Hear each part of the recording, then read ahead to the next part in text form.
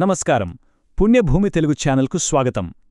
మన ఈ విశ్లేషణను ప్రారంభించే ముందు దయచేసి మా యూట్యూబ్ ఛానల్ను సబ్స్క్రైబ్ చేయండి, లైక్ చేయండి, అలాగే షేర్ చేయడం మర్చిపోకండి. సరే, ఇప్పుడు నేరుగా అసలు విషయంలోకి వెళ్ళిపోదాం. ఒక్కసారి ఊహించుకోండి, 8వ శతాబ్దానికి చెందిన కేవలం 20 ఏళ్ల వయసున్న ఒక యువ సన్యాసి ఎలాంటి ఆధునిక రవాణా సౌకర్యాలు లేని ఆ కాలంలోనే మన ఉపఖండం నలుమూలలా ప్రయాణించి ఇక్కడి తాత్విక రూపురేఖల్ని పూర్తిగా ఎలా మార్చివేసి ఉంటాడు? వినడానికి కొంచెం ఆశ్చర్యంగా, దాదాపు అసాధ్యంగా అనిపిస్తోంది కదూ. కాని ఆది శంకరాచార్యులు సాధించిన అత్యంత అసాధారణమైన ఘనత సరిగ్గా ఇదేనండి. ఈనాటి మన విశ్లేషణకు స్వాగతం.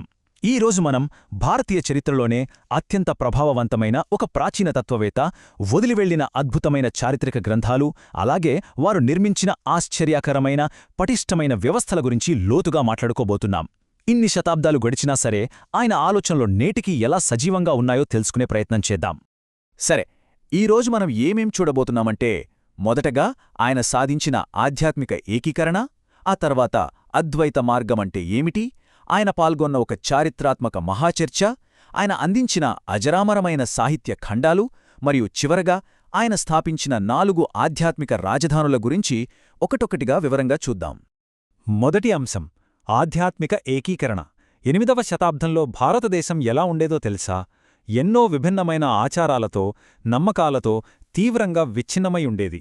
ఆ సమయంలో భెల్లత్వంలో ఉన్న ఆ ప్రజలందర్నీ కలిపే ఒకే ఒక్క ఏకీకృత తత్వం యొక్క అవసరం చాలా తీవ్రంగా ఉండింది.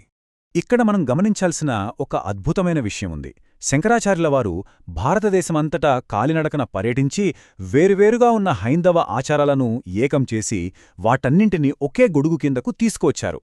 అంటే ఆయన ప్రయాణాలు కేవలం భౌగోళికమైనవి మాత్రమే కాదు, ఉపఖండంలోని 4 మూలలను ఆధ్యాత్మికంగా కూడా అనుసంధానం చేశాయన్నమాట. ఇప్పుడు మనం ఎంతో గొప్పగా చెప్పుకునే ఏక్ భారత్ శ్రేష్ఠ్ భారత్ అనే భావనకు అసలు సిసలు పునాది పడిందక్కడే. ఆయన లక్ష్యం కేవలం మేధోపరమైన వేదాంతానికే పరిమితం కాలేదండి. అది సామాజిక సంస్కరణలతో, సార్వత్రిక సమానత్వంతో చాలా గాఢంగా ముడిపడుంది. తన ప్రయాణాల్లో ఆయన చండాలురులాంటి ఎంతోమంది విభిన్న వర్గాల వారిని కలుసుకున్నారు. కఠినమైన కుల వివక్షను నేరుగా ప్రశ్నిస్తూ ప్రతి మనిషిలో ఉన్నది ఆ ఒకే తత్వమని చాలా స్పష్టంగా చాటిచెప్పారు. ఇది ఆయనను ఆనాటి కాలంలో ఒక గొప్ప తొలి సామాజిక సంస్కర్తగా నిలబెట్టింది. ఇక రెండవ అంశం, అద్వైత మార్గం. అసలు ఈ సంస్కరణలన్నింటికీ మూలకారణమైన ఆ ప్రధాన తత్వమేమిటో వివేక చూడామణి ద్వారా ఇప్పుడు చాలా సరళంగా అర్థం చేసుకుందాం. వివేక చూడామణిలో చెప్పబడిన ఈ సంక్లిష్టమైన సంస్కృత పదాలను ఇప్పుడు సులభంగా చూద్దాం. అద్వైతం అంటే సింపుల్గా చెప్పాలంటే రెండు కానిది, అంటే ఏకత్వం. ఆత్మకు పరమాత్మకు భేదం లేదనే సిద్ధాంతమిది. ఇక రెండవ పదం మాయ. మాయ అంటే మనం చూస్తున్న ఈ భౌతిక ప్రపంచమంతా కేవలం ఒక భ్రమ మాత్రమే అని, ఇది శాశ్వతం కాదని దీని అర్థం. అద్వైతమనే కాన్సెప్ట్ను ఇంతకంటే అందంగా ఎవరైనా చెప్పగలరా అనిపిస్తుంది ఇది వింటే.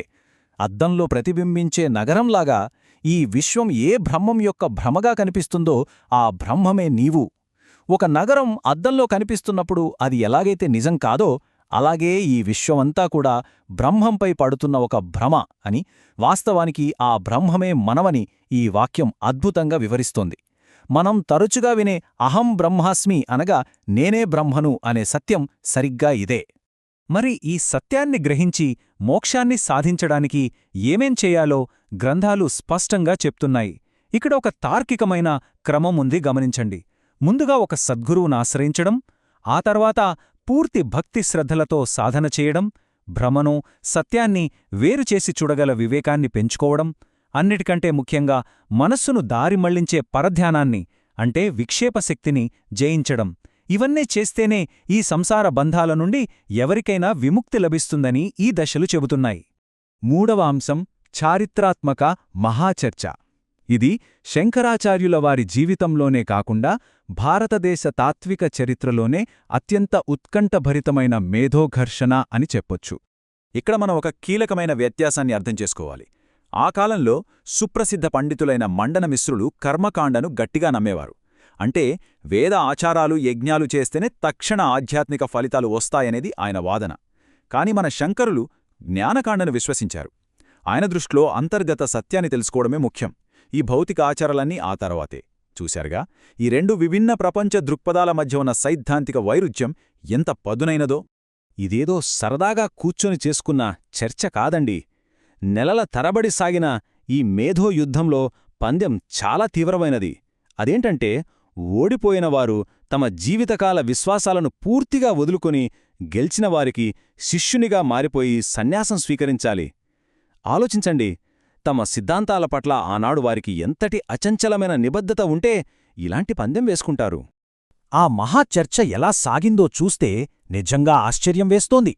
ఎంతో అపార అనుభవం ఉన్న మండనమిశ్రులు తన అత్యంత కఠినమైన లాజిక్ను ప్రదర్శించారు.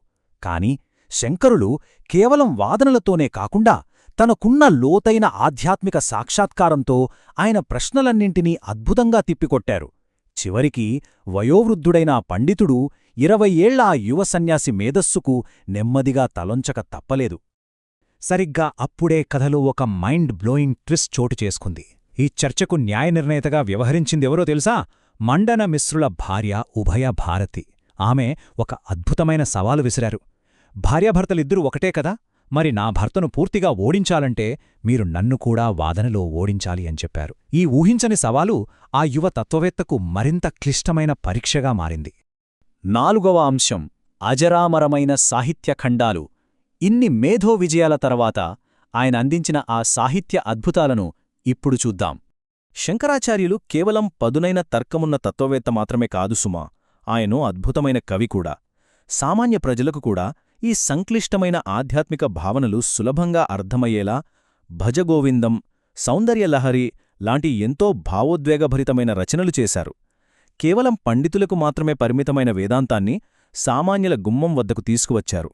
ఈ కవితా రచనలు మన సంస్కృతిలో ఎంతలా కలిసిపోయాయంటే శతాబ్దాలు గడిచినా నేటి ఆధునిక కాలంలో కూడా ఇవి మనకు వినిపిస్తూనే ఉన్నాయి. ఉదాహరణకు సౌందర్యలహరి స్ఫూర్తితో 1982లో వచ్చిన ఒక ప్రసిద్ధ తమిళ సినిమాలో ఈ జననీ జననీ అనే పాట అప్పట్లో ఎంతటి బ్లాక్బస్టర్ హిట్ అయిందో మనందరికీ తెలుసు కదా. ఇక్కడ ఒక ఆశ్చర్యకరమైన విషయం చెప్పనా? ఆయన రాసిన అత్యంత క్లిష్టమైన తాత్విక వ్యాఖ్యానాలు, అంటే ఉపనిషత్తులు, భగవద్గీత, బ్రహ్మసూత్రాలపై రాసిన భాష్యాలు, ఇవన్నీ ఆయన ఏ వయసులో రాశారో తెలుసా? కేవలం 12 ఏళ్ల వయసులో. అసలిది నమ్మడానికి కూడా కష్టంగా అనిపిస్తోంది కదూ. ఆయనలోని ఆ అసాధారణమైన మేధస్సుకు ఇదొక సజీవ సాక్ష్యం. ఇక చివరి అంశం 4 ఆధ్యాత్మిక రాజధానులు. తన సిద్ధాంతాలు 100 ఏళ్లపాటు సజీవంగా ఉండాలని ఆయన వేసిన ఆ బలమైన సంస్థాగత పునాదులను ఇప్పుడు చూద్దాం. మనం ఈ విశ్లేషణ ప్రారంభంలో అనుకున్న ఆ ఒకే గొడుగు భావనకు ఒక భౌతిక రూపమే ఈ 4 పీఠాలు. తన బోధనలు కేవలం తన కాలంతోనే ఆగిపోకూడదని, రాబోయే తరాలకూడా శాశ్వతంగా అందాలని ఉపఖండానికి 4 ఆధ్యాత్మిక రాజధానులుగా సేవలందించేందుకు ఆయన ఈ మఠాలను స్థాపించారు. ఈ పట్టికను ఒకసారి గమనించండి. ఇది ఎంత పకడ్బందీగా ప్లాన్ చేయబడిందో మీకే అర్థమవుతుంది. దక్షిణాన శృంగేరి నుండి తూర్పున పూరి వరకు ప్రతి మఠాన్ని ఒక నిర్దిష్ట భౌగోళిక ప్రాంతంతో పాటు ఒక ప్రత్యేకమైన వేదంతో ఎలా అనుసంధానించారో చూడండి. ఇది కేవలం ఏదో సాధారణ ఆధ్యాత్మిక నిర్మాణం కాదు, ఆనాడే వారు రూపొందించిన ఒక అత్యుత్తమ సంస్థాగత వ్యవస్థ. సో ఇదంతా చూశాక మనకర్థమయ్యేదేమిటంటే, ఆదిశంకరాచార్యులు వదిలివెళ్లిన వారసత్వం మాటల్లో చెప్పలేనంత విస్తృతమైనది. దేశమంతా విచ్ఛిన్నమైన సంప్రదాయాలను ఏకీకృతం చేయడం, సంక్లిష్ట గ్రంథాలను సామాన్యులకు సైతం అర్థమయ్యేలా చేయడం, మేధోపరమైన మహాచర్చల్లో నెగ్గడం, అద్భుతమైన కవిత్వాన్ని రాయడం, నేటికీ చురుకుగా పనిచేస్తున్న సంస్థలను నిర్మించడం, ఇవన్నీ కలిపి ఒక అద్భుతమైన చరిత్రగా మన కళ్లముందు నిలుస్తున్నాయి. చివరగా మీకోసం ఒక చిన్న ఆలోచన. మన చేతిలో స్మార్ట్ఫోన్, 24 గంటల ఇంటర్నెట్తో నిరంతరం అనుసంధానమయ్యున్న ఈ ఆధునిక కాలంలో ఈ భౌతిక ప్రపంచమంతా ఒక భ్రమ అని చెప్పే ఆ 8వ శతాబ్దపు తత్వం ఏ విధంగా ప్రతిధ్వనిస్తుందని మీకనిపిస్తుంది? ఆనాటి సత్యాలు నేటి మన జీవనశైలికి ఎంతవరకు వర్తిస్తాయో ఒక్కసారి ఆలోచించండి. ఈ విశ్లేషణను చివరి వరకు చూసినందుకు చాలా థ్యాంక్స్.